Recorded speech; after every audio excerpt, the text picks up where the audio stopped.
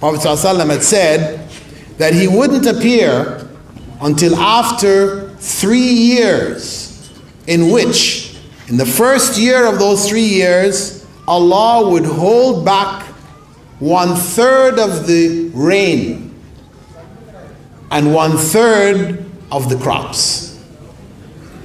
The beginning of starvation and famine. In the second year, it will be 2/3. 2/3 of the rain will be held back, will not come down. 2/3 of what was normally coming down on the earth will stop. And similarly, what is growing up from the earth. And in the third year, it stops completely. No rain, nothing growing. And this is the time when Masih al-Dajjal will appear.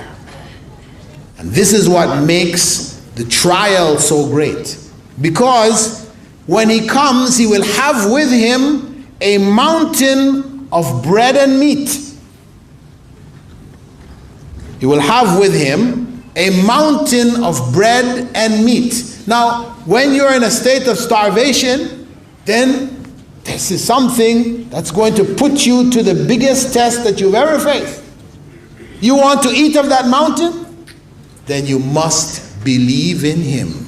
It's estimated that by the end of the century, the human population will be over 10 billion, and scientists are unsure whether that will be sustainable or not. To see why, let's start off by talking about my favorite subject.